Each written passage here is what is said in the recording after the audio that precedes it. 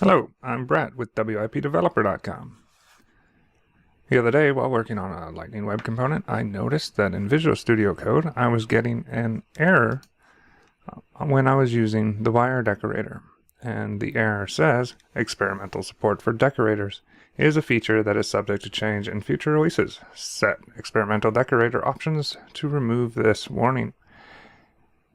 Now, I hadn't changed anything. Looking at the sample apps in the Salesforce GitHub repo, there's no explanation for where this came from or what change occurred.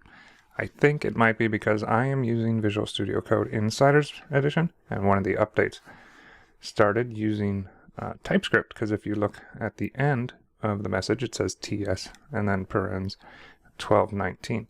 So I think it's using a TypeScript check for whether or not the experimental decorators are used.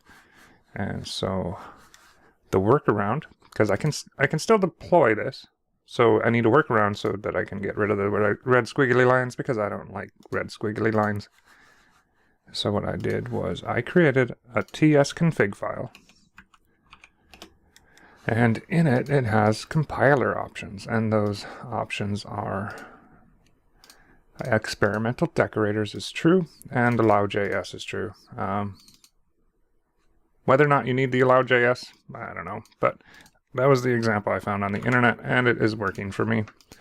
And it gets rid of the red squiggly lines. Now, this is mostly a convenience thing since I was able to deploy, but if you like to see whether or not you have any problems by just looking at the problems tab header, this will help clear that up. As you see, if we don't have the tsconfig, we are always going to see that we have one problem. If you have multiple Lightning Web components that have multiple decorators in use, you could easily lose track of whether or not it's a problem or whether or not it's the editor not recognizing the proper, recognizing that it's a proper use of a decorator. So that's it for now. Remember to sign up for the weekly stand-up, and you can get updated with any new information we have on WIPDeveloper.com.